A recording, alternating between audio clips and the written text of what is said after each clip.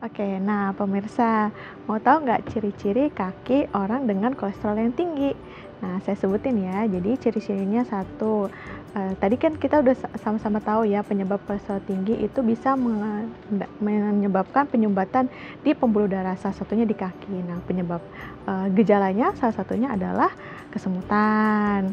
Yang kedua mungkin karena kesemutannya itu lama, akhirnya jadi nyeri, nyeri di telapak kaki, di tumit misalnya kayak gitu ya. Yang ketiga bisa jadi, kakinya tuh terasa dingin karena tadi terdapat sumbatan di kaki. Terus yang keempat, bisa jadi kalau misalkan kita ada kolesterol tinggi kan tadi tersumbat ya darahnya. Nah, kolesterol itu kan bisa bergandengan dengan penyakit hipertensi dan juga diabetes mellitus. Nah, kalau misalkan ada diabetes mellitusnya juga, kalau misalkan kita luka kakinya itu jadi susah sembuh karena udah pembuluh darah tersumbat, ada penyakit kencing manis jadinya susah sembuh lukanya. Yang kelima, selain itu, selain nyeri, selain kakinya itu terasa kesemutan, bisa juga bisa timbul misalnya benjolan atau mungkin bisa juga terlihat ada benjol-benjolan kuning nih karena kadar kolesterol yang tinggi tadi. Selain di kaki, benjol-benjolan yang kuning-kuning tadi itu bisa ada di bawah mata loh gitu. Nama penyakitnya adalah xanthoma. Jadi biasanya di sini di bawah mata itu ada seperti bintil-bintil berwarna kuning. Itu pertanda bahwa kolesterol di dalam tubuh kita itu sudah tinggi. Nah, jadi untuk mencegahnya pertama adalah kita memperbaiki pola hidup. Yang kedua adalah sering aktivitas fisik, olahraga, dan juga sering periksakan kesehatan ke layanan rumah sakit terdekat gitu ya. Tadi ya, untuk periksa kesehatan atau MCU gitu. Makasih pemirsa.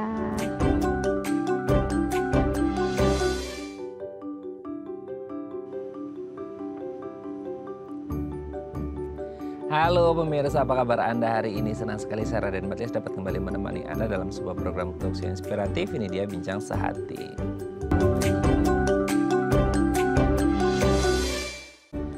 Pemirsa, ini udah akhir Januari, berarti Februari sebulan, 28 Februari katanya malamnya udah mulai ini ya, sholat tarawih ya. Nah, kalau kita ngomongin kayak puasa, lebaran, bentar lagi kita akan menyantap berbagai makanan enak. Udah tahu dong kalau ngomongin makanan enak apa selain lemak juga, ya ada lemak-lemaknya juga sih hubungannya, adalah yang namanya kolesterol. Waduh, ini kalau ngomongin kolesterol itu identik dengan makanan enak ya, quote and quote. Tapi Anda harus berhati-hati gitu ya, karena dari makanan-makanan itu yang katanya enak-enak itu bisa menimbulkan kolesterol yang tinggi. Apalagi pada lansia. Nah, ini kan jadi kayak kalau kita ngomongin lansia itu salah satu kategori orang yang masuk di range orang-orang yang rentan mengalami berbagai jenis penyakit karena mungkin masalah aging atau degeneratif ya. Nah, kalau kita ngomongin tentang apa sih bahaya kolesterol ketika terjadi pada lansia, udahlah lansia gitu ya, terus kemudian ada kolesterol yang selama ini jadi momoknya banyak orang. Makanya kita akan membahas dan mengupas tuntas hari ini hubungan antara kolesterol, apa yang terjadi ketika lansia ini mengalami kolesterol yang mungkin lumayan tinggi sehingga ditakutkan kayak penyakit jantung, stroke dan lain sebagainya itu bisa terjadi pada orang tersebut. Nah, makanya kita akan mengupas tuntas tentang itu ya. Tapi sebelum bahas itu kita mau membahas terlebih dahulu beberapa mitos atau fakta seputar kolesterol. Nah, untuk membahasnya telah hadir bersama kami di studio Bincang Sehati ada Dr. Vika Claudia Budiono, General Practitioner dari RSIA Bina Medica Bintaro. Assalamualaikum, selamat pagi Dr. Vika, apa kabar? Selamat pagi, Sehat ya, baik. Dok? Alhamdulillah. Alhamdulillah sehat, Mas Dok, Raden. Ya. sebulan lebih dikit lah ya. Ini udah mau Ramadan ya. Betul. Ya Allah, nggak kerasa ya, cepet banget kayaknya setahun gitu. Nah, kalau ngomongin puasa plus lebaran gitu ya, itu kan yang sebenarnya nggak hanya pas puasa lebaran, cuman itu momen yang kayak banyak banget orang makan-makan enak gitu ya. Betul. Nah, makan enak itu selalu identik dengan namanya kolesterol tuh Dok gitu ya. Kolesterol ini kan sesuatu yang lah nggak apa-apa lah kan masih muda gitu dan lain sebagainya. Excusesnya tuh banyak banget. Nah, sebelum kita bahas kenapa pada lansia ini hati-hati jangan sampai kolesterol tinggi, kita bahas mitos fakta seputar kolesterolnya dulu. Yang pertama adalah anak-anak katanya nggak perlu khawatir deh sama namanya kolesterol, cukup lansia aja yang khawatir, anak-anak mah jangan. Betul nggak sih kalau anak-anak itu sebenarnya kayaknya juga nggak tahu ya sekarang itu atau selama ini tuh kita jarang ngedengar kolesterol tinggi pada anak-anak? Atau sebenarnya anak-anak juga harus hati-hati terhadap kolesterol atau gimana nih dok? Jadi sebenarnya pada anak-anak memang kalau dalam masa-masa pertumbuhan ya, terutama balita itu kan memang butuhnya lemak dari protein hewani maupun protein nabati ya untuk pertumbuhan gitu.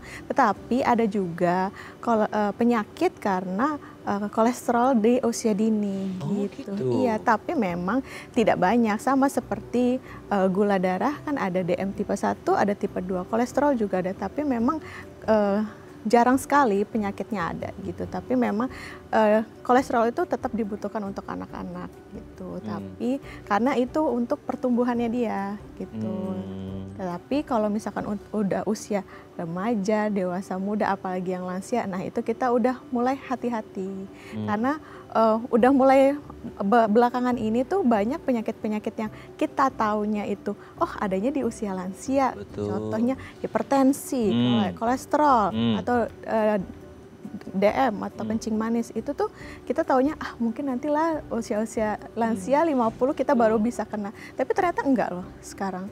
Usia-usia remaja muda, dewasa muda itu udah banyak yang kena. Jadi bahkan kita mungkin banyak ya saudara kita atau mungkin orang tua kita yang mungkin usianya belum sampai 70, 60, tapi udah kena stroke, jantung, atau penyakit degeneratif yang lainnya yang harusnya dulu kita taunya itu di atas usia 50 atau 60 tahun. Betul. Gitu.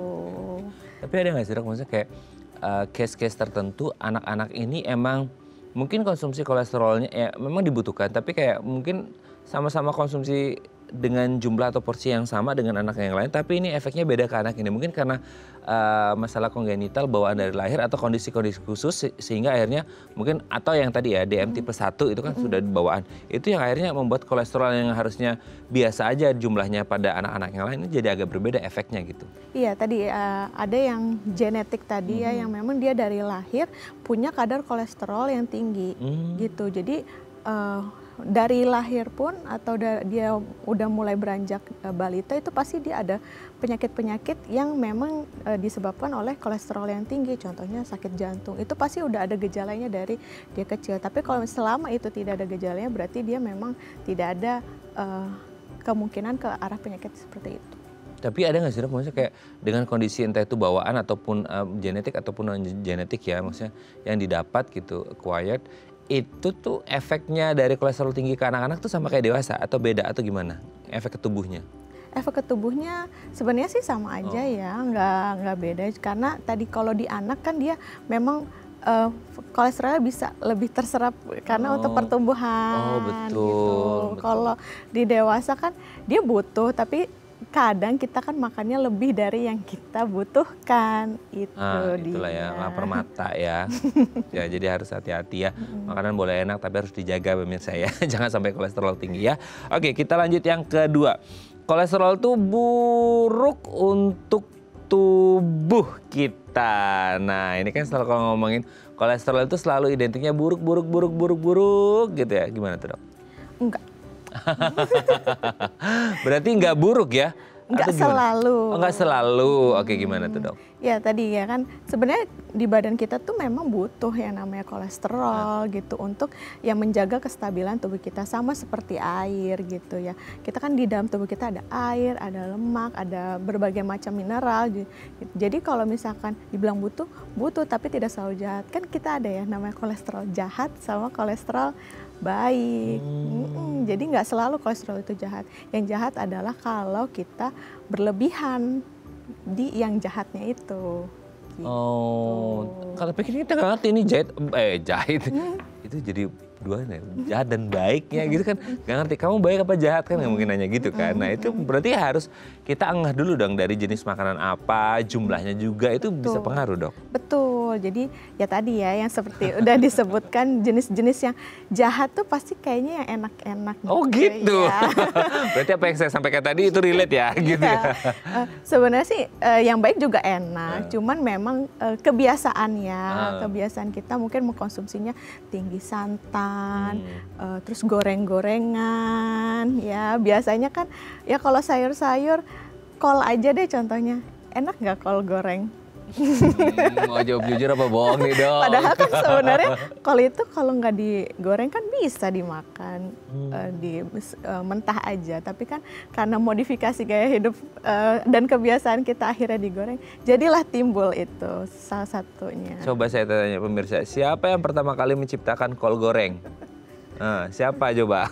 Padahal enak. Saya suka makan kolnya mentah jadi lalapan ya. Betul. Dibersihin dulu sampai bersih. Tapi sekarang ada kol goreng. Coba siapa yang tahu komen gitu ya. Karena iya itu sekarang tuh banyak yang akhirnya kol kayak digoreng dan ada efek-efeknya gitu. Jadi itu memang ya tergantung sih, sesuatu yang sehat mungkin kalau ngolahnya salah juga jadi berabe urusannya gitu ya. Pengolahan, jumlahnya, cari cara masaknya gitu. Berapa yang kita konsumsi itu akan menjadi pengaruh untuk si kadar kolesterol ini. Apalagi kalau usianya kita udah lansia dan kita punya komorbid, jadi punya penyakit yang beriringan sama kolesterol. Contohnya hipertensi atau diabetes mellitus atau DF. Nah, itu. Bukan Romeo Juliet aja yang beriringan ya, hipertensi dan diabetes pun beriringan. Nempel. Nempel terus ya. Oke, kita lanjut yang ketiga, Dok. Hanya orang obesitas yang memiliki kolesterol tinggi. Nah, obesitas ini menjadi salah satu orang yang diblame bahwa kolesterol tinggi itu terjadi pada obesitas, atau yang tubuh proporsional pun bisa jadi sama, atau maksudnya kolesterol bisa tinggi atau gimana? Betul. Jadi nggak semua yang tubuhnya itu obesitas atau berisi itu kolesterolnya tinggi, atau yang kurus itu pasti nggak ada kolesterolnya gitu. Kolesterolnya tidak tinggi, normal gitu. Enggak. Jadi yang gemuk ataupun yang kurus dia sama-sama bisa punya resiko untuk kolesterol tinggi karena tadi gaya hidup balik lagi. Mungkin dia metabolismenya cepat gitu, jadi tidak terlihat, tapi sehari-hari makanannya kol goreng gitu misalnya. Oke. Jadi nggak selalu gitu ya. Selalu. Tapi gini, Dok, kalau obesitas itu bisa meningkatkan nggak?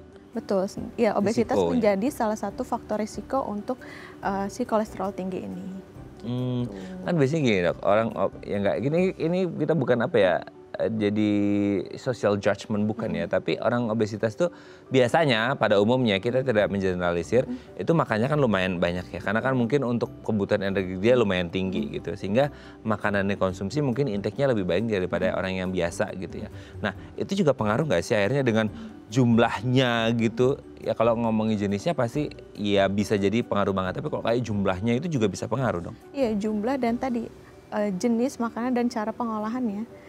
Cara pengolahannya gimana? Kalau misalkan, ya pasti kalau misalkan gemuk kan berarti itu sesuatu yang ada yang salah dengan yang entah jumlah, porsi gitu. Yang dimakan mungkin dia makannya dikit tapi yang makannya ya kambing guling terus gitu. Itu ya kolesterol tinggi terus kolesterol gitu ya. tinggi terus ya kan. Jangan sampai deh. Jadi itu ya. Jadi bisa pasti yang obesitas tuh punya resiko untuk ke arah kolesterol tinggi itu pasti tinggi sekali. Ya intinya gini, yang proporsional pun belum tentu bebas dari kolesterol tinggi, apalagi yang obesitas gitu ya. Bukan berarti kita menjudge ya, tapi lebih baik ya baiknya adalah proporsional dan tidak kolesterol tinggi ya, dan makan dijaga ya. Oke, kita lanjut yang keempat. Kolesterol tinggi itu selalu memiliki gejala. Wah, ini kan ada beberapa penyakit yang dia itu sifatnya seperti kayak silent killer ya. Ya bener-bener kayak silent banget, hening banget, gak ada apa-apa, tiba-tiba collapse, blackout dan lain sebagainya. Nah, kalau kolesterol tinggi itu selalu menimbulkan gejala atau nggak sih, Dok? Kalau misalkan dia tingginya belum terlalu tinggi dan belum biasanya menimbulkan komplikasi, biasanya sama. Salah satu yang termasuk silent killer, tidak menimbulkan gejala yang berarti, atau mungkin kita kesemutan dikit atau gimana, pusing dikit atau sakit dikit. Jadi kita biasa mengabaikan, sama seperti penyakit darah tinggi, hipertensi atau gula. Tadi saya bilang mereka sama-sama beriringan. Jadi ketahuannya setelah mungkin nggak sengaja ngecek, tensi saya 200 atau kolesterol saya tiba-tiba 300 gitu. Tiba-tiba langsung ada sakit jantung, tiba-tiba ini, tiba-tiba itu gitu. Jadi kalau kolesterol tinggi itu ya nggak selalu menimbulkan gejala ya. Gejala. Di awal-awal gitu ya, Dok. Di awal-awal. Bahkan mungkin sampai kayak kalau orang tensinya di atas 200 pun belum ada rasa apa-apa ya? Iya, kadang orang gitu, gula darah 400, 500, ya nggak ngerasa apa-apa. Wah, itu tinggi Iya, banget. iya, tapi ntar tiba-tiba ya mungkin dibiarkan ya, karena saya nggak ngerasa ada apa, dibiarkan, tidak berobat, tidak kontrol, atau minum obatnya tidak teratur, akhirnya timbullah komplikasi. Setelah sudah komplikasi kan ya istilahnya udah sulit untuk Panjang banget ya perjalanannya ya diobati. gitu ya pengobatan. Akhirnya Oke. penyakit kronis kan. Oke, kita lanjut yang terakhir. Tadi sempat kita mention juga di pemirsa ya. Santan itu kolesterolnya bisa tinggi banget nih, menyebabkan kolesterol tinggi. Nah, kok santan gimana tuh dok di Indonesia banyak banget ya itu kayak sayur nangka santan, lodeh santan, kan segala macam tuh banyak santan-santan. Nah, Indonesia itu kan kaya gitu. Nah, akhirnya santan juga di blame juga nggak nih kalau kolesterol tinggi atau gimana nih dok? Ya sebenarnya sih untuk santannya sendiri yaitu dia 0 kalori. Oh. Tapi tadi balik lagi cara pengolahannya. Oh gitu. Pengolahan kita direndang misalnya. Dijadikan ya maksudnya dijadikan makanan yang macam-macam lah ya.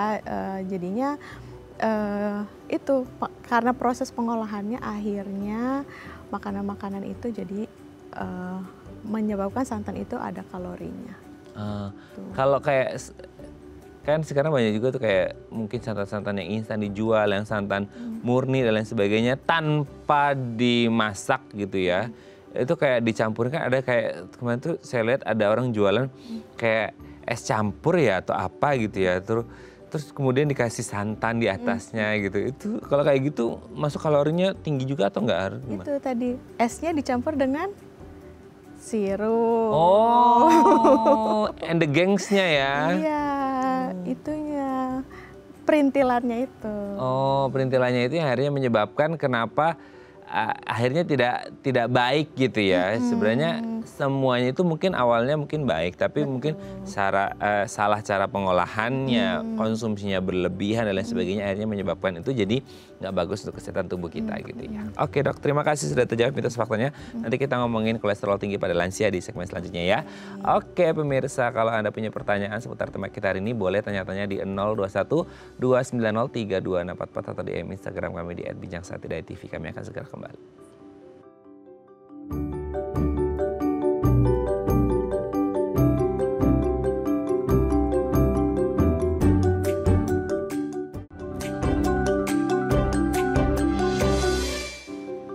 Baik, masih bersama kami di Bincang Sate dan kita masih membahas tema kita hari ini, tema yang sangat penting untuk kehidupan kita di masa depan kalau kita dikasih umur panjang ya, amin gitu ya. Yaitu ketika kita lansia jangan sampai kita mengalami kolesterol yang tinggi karena bisa jadi berabe nih urusannya gitu ya. Nah kalau Anda masih muda atau Anda sekarang ya udah di usia pensiunan mungkin ya, terus kayak aduh alhamdulillah sih maksudnya sekarang masih sehat gitu ya, dikasih sehat terus. Nah caranya gimana preventifnya supaya nggak mengalami kolesterol tinggi, dan mau tanya-tanya boleh di 021 290 3244 atau di Instagram kami di @bincangsaat.tv. Kita masih bersama dengan Dr. Vika Claudia Budiono, General Practitioner dari RSI Bina Medica Bintaro. Oke dok, kita lanjut lagi. Tadi sedikit banyak kita udah ngomongin kolesterol ya, tapi boleh dijabarkan lebih mendalam lagi dan detail lagi. Selama itu orang tuh selalu nganggap kolesterol itu sesuatu yang jahat ya gitu, kayak musuh, jadi public enemy-nya orang gitu. Sehingga akhirnya kayak aduh, say no to kolesterol gitu. Padahal tadi kan sempat di-mention juga katanya tubuh juga butuh gitu ya. Nah sebenarnya kolesterol itu secara definisi dalam medis itu seperti apa sih dok? Iya, kalau kolesterol itu sebagai fungsinya tuh macam-macam ya. Dia membantu untuk pembentukan hormon, salah satunya juga dia tadi penting untuk pertumbuhan gitu. Dia juga buat masuk pertumbuhan membran dan sel dan lain sebagainya. Jadi tubuh kita ini juga perlu loh kolesterol dalam batas yang memang normal gitu. Oh, sebenarnya kolesterol itu ibarat kata itu kayak kalau di tubuh kita kan ada kayak apa ya, kayak darah, kita kelihatan itu bentuknya liquid cair gitu ya. Lemak mungkin yang bikin kita gelambir-gelambir gitu ya. Tulang yang keras gitu. Nah kalau kolesterol itu dia bentuknya kayak mana sih dok? Maksudnya kolesterol itu bentuknya ya seperti lipid. Lipid itu kan minyak. Oh. Gitu. Jadi ada misalkan kita butuh sesuatu sel, mau butuh transport, kadang nggak bisa cuma pakai air, kita butuh ditarik pakai minyak. Nah itu fungsinya si kolesterol itu. Tapi jangan terlalu banyak, karena kalau terlalu banyak tubuh kita nggak bisa ngeluarin kolesterol itu yang terlalu banyak, jadinya akhirnya numpuk. Itulah yang menyebabkan penyakit-penyakit yang tadi bisa kita sebutkan. Oh, berarti maksudnya nggak bisa lewat pencernaan kita keluarin itu nggak bisa ya?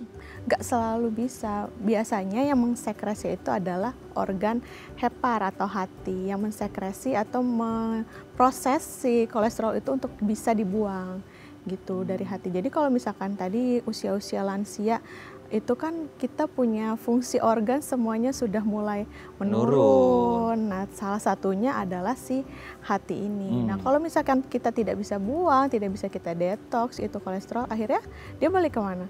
Ke pembuluh darah lagi. Jadilah dia numpuk di situ. Itu yang bisa membahayakan. Oh, Gitu. kenapa airnya bisa numpuk, Dok? Apa karena masalah dia konsumsinya kebanyakan, tapi sorry, sebelum masalah numpuk itu berarti murni dari makanan yang kita konsumsi atau gimana?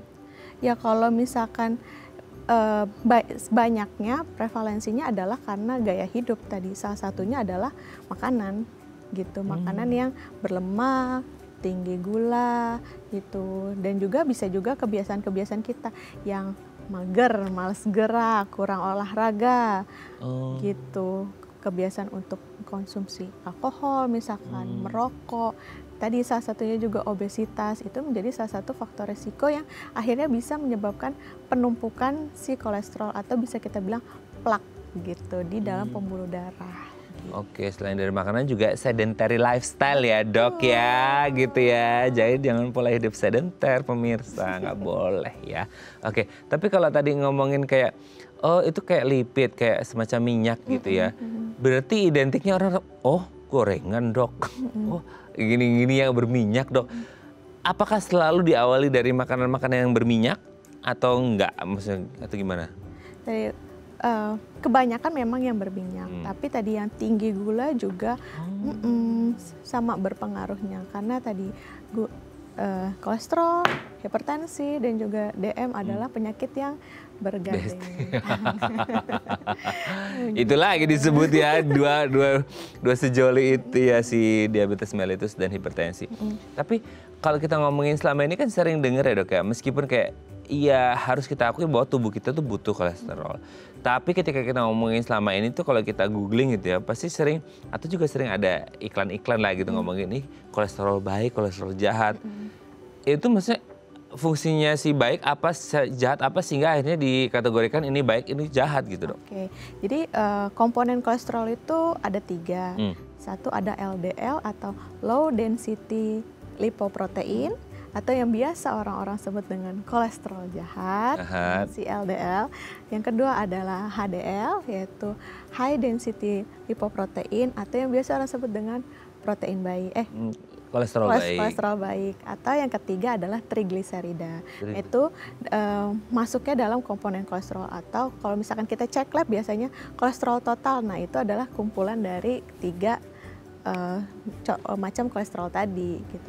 Nah fungsinya masing-masing adalah untuk yang LDL sama fungsinya dengan yang lainnya, cuman kalau misalkan dia terlalu banyak dia tidak bisa diekskresi, akhirnya dia numpuk, nimbun gitu, akhirnya terjadilah plak aterom yang nantinya ke depannya karena itu ada semacam plak ya, benda asing di pembuluh darah, akhirnya tubuh kita kan merasa oh ini ada benda asing nih, harus kita lawan nih, akhirnya menumpuk di situ, terbentuklah namanya penyakit aterosklerosis yang menjadi salah satu faktor risiko untuk penyakit jantung sama tadi stroke juga gitu. Nah kalau misalkan yang HDL. Yang kolesterol baik, nah dia fungsinya kalau misalkan tinggi itu berkebalikan dengan yang LDL, dia bisa mencegah untuk terbentuknya plak aterom tadi gitu, makanya mungkin akhirnya terbentuklah sebutan sebagai kolesterol baik gitu. Nah kalau trigliserida ini dia hubungannya dengan gula gitu. Jadi kalau misalkan dia tinggi pasti bisa jadi dia ada juga namanya penyakit DM tadi gitu, karena berhubungannya dengan makan makanan yang manis. Jadi kalau kolesterol itu bukan hanya makan berlemak, tapi ada juga hubungannya dengan makan makanan yang manis juga. Gitu. Oh, oke. Jadi ada 3 ya, LDL, HDL, dan trigliserida. Nah, ini biasanya kalau orang MCU dicek ya dok ya? Betul. Nah, coba Anda cek pemirsa, berapa total semuanya atau di pecah-pecah tuh ya, LDL berapa, HDL berapa, dan trigliseridnya berapa. Nanti tanyakan ke dokternya, ini masuk kategori sehat atau waspada. Oke, nanti kita lanjut lagi ya di segmen selanjutnya ya. Oke pemirsa, kalau Anda masih punya pertanyaan seputar tema kita hari ini, boleh tanya-tanya di 021 290 3244 atau di Instagram kami di @bincang-tv. Kami akan segera kembali.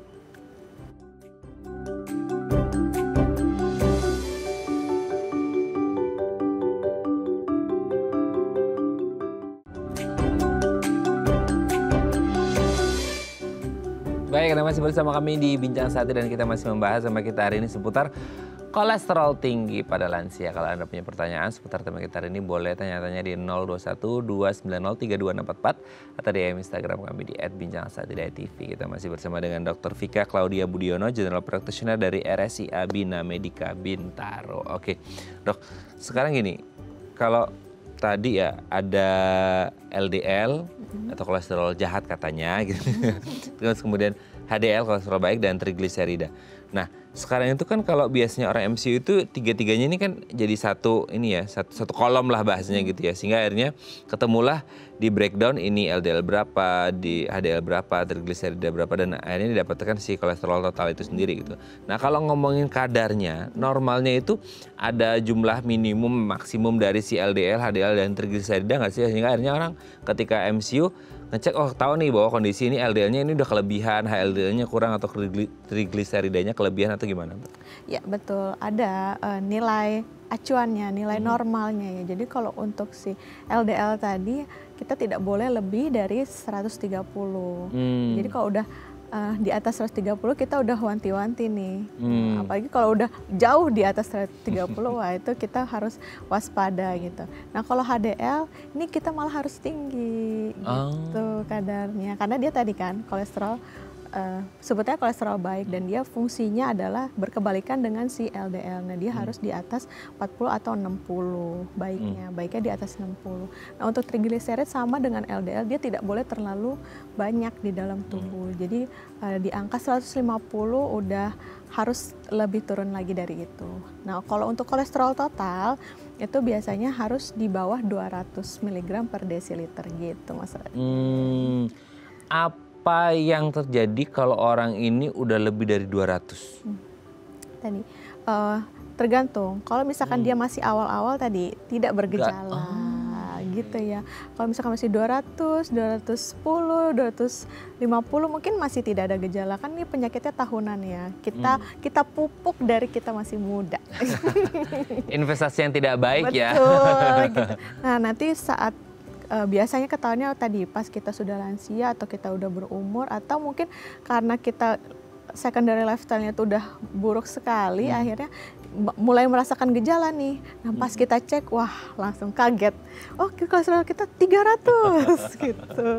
Nah itulah baru biasanya ketahuan kalau misalkan, oh saya punya kolesterol tinggi sekali ya gitu.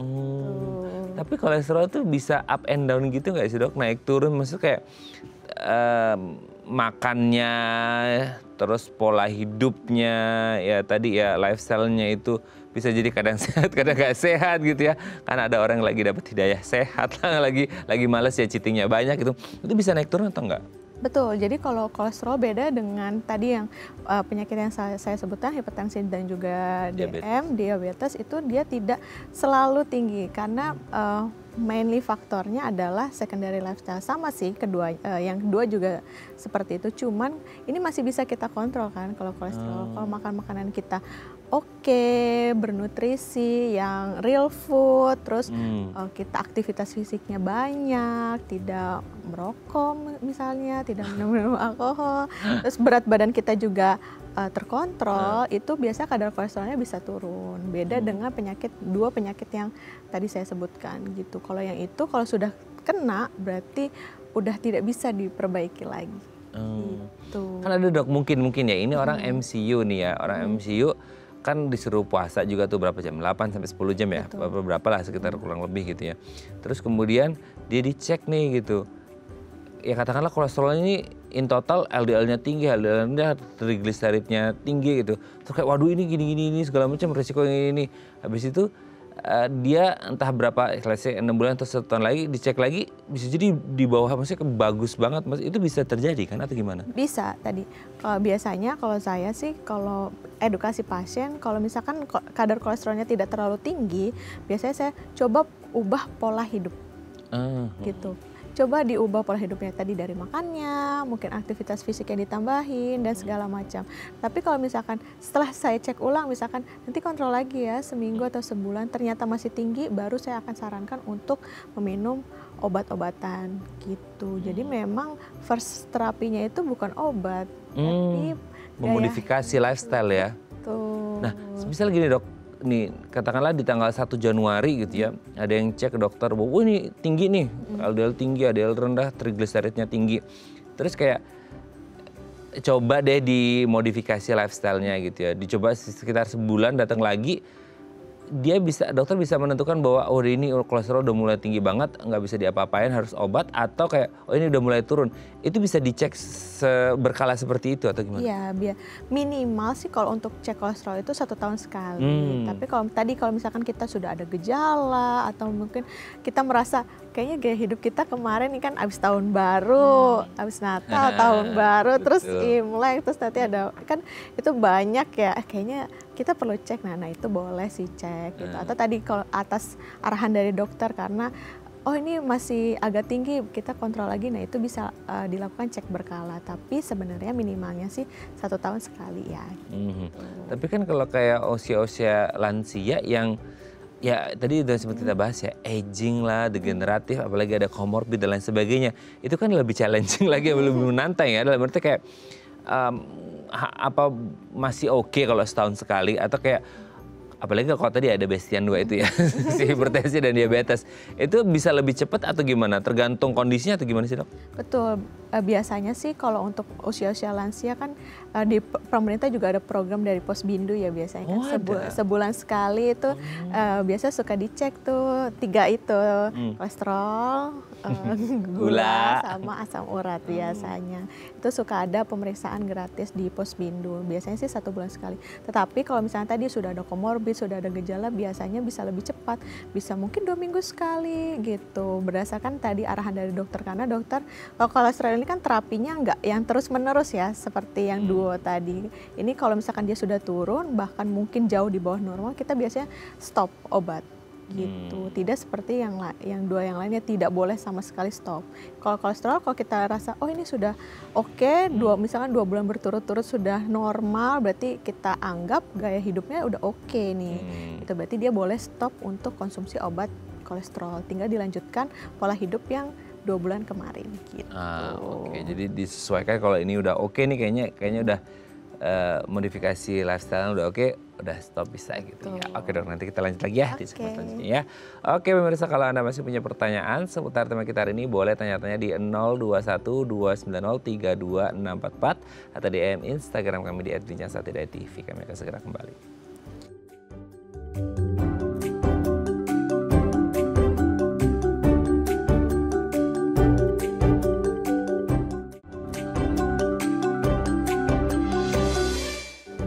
Baik, kita masih bersama kami di Bincang Satu dan kita masih membahas sama kita hari ini seputar kolesterol tinggi pada lansia. Kalau Anda punya pertanyaan seputar tema kita hari ini, boleh tanya-tanya di 021 290 32644 atau DM Instagram kami di @bincang1.tv. Kita masih bersama dengan Dr. Vika Claudia Budiono, General Practitioner dari RSIA Bina Medica Bintaro. Oke dok, kita lanjut lagi. Gini kan, sayangnya adalah kolesterol tinggi itu seringkali tidak bergejala, ya tadi sudah disebutkan. Jadi kayak diem-diem menghanyutkan gitu ya. Diem-diem udah di titik yang sangat mengerikan gitu ya. Tiba-tiba bahkan ada yang mungkin sampai 300, 400 nggak kerasa kali ya, nggak apa-apa gitu. Nah pertanyaannya adalah, oke mungkin orang ini nggak ngerasain apa-apa. Tapi apa jadinya pada orang ini ketika dia nggak pernah ngecek sama sekali gitu ya. nggak tahu bertahap dari 100, 200, 300, bahkan mungkin 400. Kalau airnya benar-benar tinggi banget itu biasanya tadi kan tanpa gejala, itu biasanya langsung apa? Entah blackout kayak atau apa gitu yang akhirnya bisa terjadi ketika terus bertambah tanpa orang itu ketahui gitu, Dok. Jadi tadi etiologi atau perjalanan penyakitnya kan tadi kolesterolnya banyak, dia numpuk ya di pembuluh darah kita. Pembuluh darah kita kan itu kan ibarat kan selang, ya selang panjang gitu. Nah si kolesterol tuh numpuk tuh di dinding-dinding gitu. Tadi karena ada benda asing masuklah imun kita di situ, akhirnya terbentuklah seperti plak ya di situ. Nah yang dikhawatirkan plak itu adalah copot atau ruptur si plak itu. Ya, jadi ruptur. Nah, kan selang ya, dia kan ikut tuh ke aliran darah kemana. Yang ditakutkan adalah ketiga organ ini. Ke otak satu, ke jantung sama ke ginjal. Nah, tinggal pilih nih. Kalau ke otak berarti bisa jadi stroke. Nggak ada yang mau milih. Nggak ada yang mau milih, nggak ada yang mau milih. Kalau ke otak tuh dia bisa jadi stroke. Jadi menyumbat pembuluh darah di otak, akhirnya otak tidak dapat suplai pembuluh darah, tidak dapat makanan istilahnya.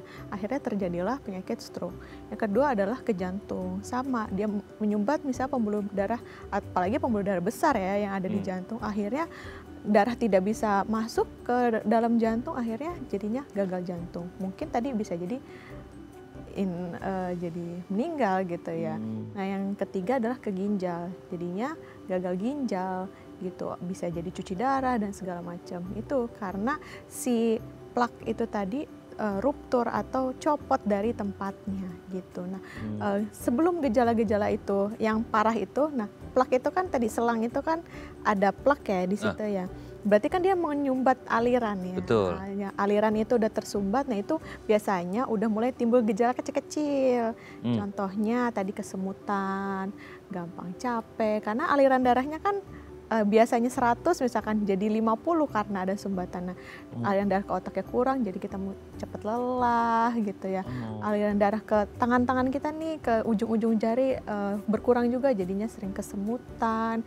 Atau misalkan ke jantung tapi bukan pembuluh darah yang besar, kita jadinya apa? Nyeri dada gitu, sesek. Nah biasanya sih udah ada gejala-gejala ke situ. Mungkin tahap parahnya adalah tadi ketiga organ tadi gitu.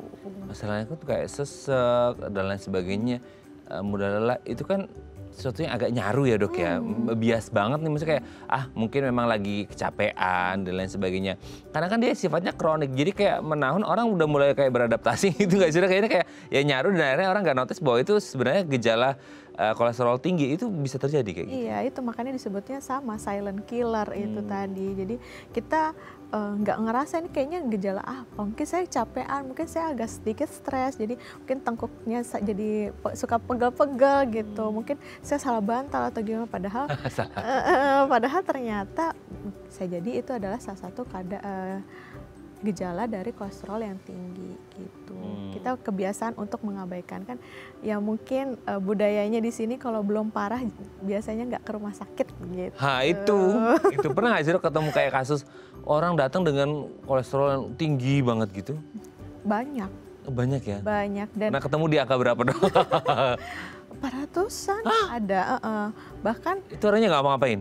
bahkan tadi bukan cuma lansia yang udah masih dewasa muda, mungkin umuran saya tuh udah kolesterolnya udah 200, 300 gitu, udah mulai minum obat-obatan penurun kolesterol gitu, padahal kan dia belum usia, yang kita tahu belum usianya untuk mungkin terkena penyakit itu gitu. Balik lagi karena secondary lifestyle kita. Oke, ya, jadi memang harus dihindari ya sesuatu yang tidak baik. Oke, Dok, sebelum kita lanjut, ini ada DM Instagram ya. Kita baca terlebih dahulu ya pemirsa ya. Ini dari Pak Kamil ya. Pak Kamil, Dok, kenapa ya? Kenapa ya kolesterol itu bisa tinggi? Padahal saya itu jarang sekali konsumsi makanan berlemak, gorengan dan kacang-kacangan. Hebat nih Pak Kamil ya. Gimana cara mengatasinya ya? Oh, jadi Pak Kamil ini jarang makan berlemak, gorengan dan kacang-kacangan. Hebat loh laki-laki yang bisa menjaga ini ya, gitu ya. Tapi kolesterolnya bisa tinggi. Kenapa ya, Dok ya? Tadi ini kan kolesterol ada penyakit kronis. Kita lihat apakah jarangnya itu baru-baru ini atau udah dari mudanya. Karena kan tadi ini investasi ya. Aduh, gitu. investasinya itu yang obligasi kayak apa saham gitu ya ini Iya, ya. investasi. Apakah ini adalah kebiasaan dari mudanya atau memang kebiasaan baru-baru ini? Kalau misalkan kebiasaan dari mudanya, kita lihat tadi kan kolesterol bukan karena dari makanan, bisa jadi karena kita kurang aktivitas fisiknya. Gitu. Apakah kurang olahraga? Apakah berat badan kita sudah ideal atau belum? Adakah kebiasaan-kebiasaan suka merokok mungkin, minum-minuman beralkohol seperti itu. Dan tadi makannya saya suka jarang makan kacang, jarang makan goreng-gorengan. Mungkin tadi apakah cara pemasakannya mungkin sukanya makan nasi padang gitu. Itu kan gak selalu gorengan gitu. Jadi harus lebih digali lagi sih kenapanya gitu. Oke. Semoga dia bisa menjawab pertanyaan Pak Kamil ya, dan semoga sehat selalu ya Pak ya. Oke, tapi Dok gini, kayak tadi ya tumpukan-tumpukan plak itu, ketika orang memodifikasi lifestyle-nya, yang terjadi pada plak-plak itu apa? Maksudnya kan yang kita inginkan salurannya itu lancar gitu ya. Nah kalau orang modifikasi lifestyle yang terjadi pada plaknya apa? Kan takutnya kalau lancar berarti plaknya harus lepas, bahaya dong atau gimana? Tadi kalau misalkan kita udah enggah nih ya dari awal, plak itu kan terbentuknya nanti belum terlalu besar. Nah kalau belum terlalu besar, kalaupun misalkan dia lepas itu dia akan masih bisa terurai kecil-kecil atau mungkin menyumbatnya pun tidak di pembuluh darah yang besar. Nah dengan kita aktivitas fisik tadi kita tuh memperkuat si pembuluh darah kita, dan kita biasanya bisa namanya membuka jalur baru. Misalkan kita biasa lewat jalur A, nah kalau dengan olahraga itu kita bisa membuka jalur pembuluh darah yang baru, jadi ada jalur B gitu. Jadi kalaupun misalkan yang sini tersumbat, kita masih punya jalur yang lain gitu. Nah kalau misalkan kita tidak olahraga, kita tidak punya jalur-jalur alternatif itu gitu. Jadi kita cuma punya satu jalur itu dan tersumbat pula gitu.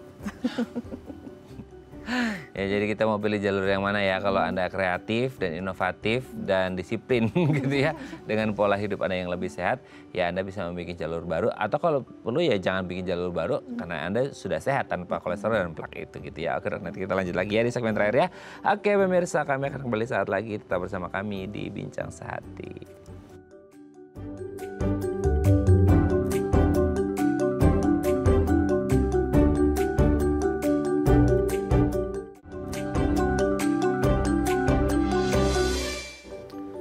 Baik, Anda masih bersama kami di Bincang Sehati dan kita masih membahas tema kita hari ini seputar kolesterol tinggi pada lansia. Masih bersama dengan Dr. Vika Claudia Budiono, General Practitioner dari RSIA Bina Medica Bintaro. Nah, oke Dok, sekarang kalau ngomongin lansia dengan kolesterol tinggi gitu ya.